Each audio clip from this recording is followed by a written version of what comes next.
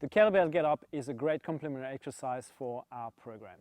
So I'm going to cover the key points for the exercise after a brief demonstration. And the training program you're going to do is very straightforward and simple. Simple doesn't mean easy though. Okay, so let's first have a look at the Turkish get up, and then I'll cover the key points of each of the section of the lift.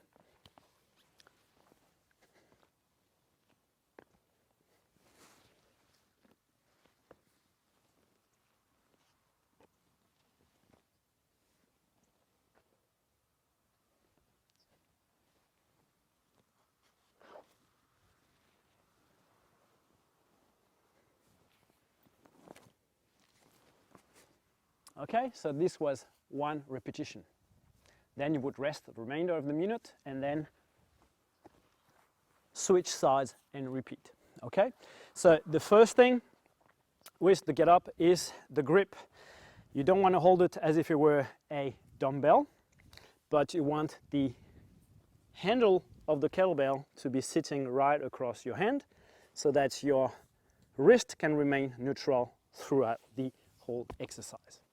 The first thing is picking up the kettlebell. So you're going to have it at the ready here, so you can shoot your hand right through and fill up as much space in that little window here, okay? So there should be a point of contact between your thumb and index finger and a point of contact here at your wrist, okay? Now from here, I've got both arms bent, the knees bent. I'm going to use that leverage to roll back onto the ground. So this is going to be my starting position. I want my forearm to be as vertical as possible to be able to press it overhead. Now, if you are using a really heavy weight, you probably will have to support the kettlebell with a free arm to be able to get it in place to the lockout position. The lockout position should be that the center of mass of the kettlebell is directly over your shoulder joint. So if my arm is fully vertical, the center of mass is actually behind my shoulder joint and is going to be pulling me off center. So as a slight forward angle is exactly where I want to be. Okay. Next thing, I want to use as much place on the ground as possible to create stability. The more stable I can be, the stronger or the heavier weight I can lift, okay? So how do we do this? Is simply by taking as much space on the ground as possible. So here I'm not taking hardly any space. Putting my arm to the side helps. Putting my foot out to the side helps. And like this is my proper starting position. That bent leg here is close to my hip, so I can use it for a good leverage, okay, as I'm going to roll into the half sitting position. Okay, so from here, put all the pressure that you can onto the heel of the bent foot, and you're going to come rolling across to your opposite elbow in one flute motion. Boom. Now the arm remains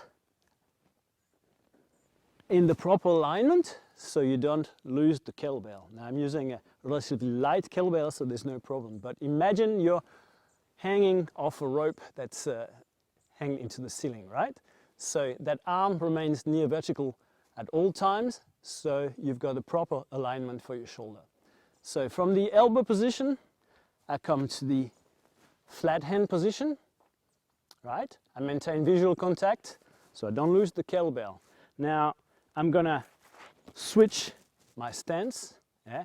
So the leg that was straight comes in against the body, and the one that was bent now just moves slightly forward, so I can either roll forward into a kneeling position, or I can support myself and pull my knee back under my hip.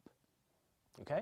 From here, I just need to straighten up, and if I feel I'm standing in a weird position, I square up.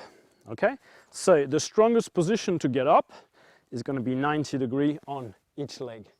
The toes are in the ground. I'm not trying to rise myself up by pushing off the instep. Yeah, so here, boom.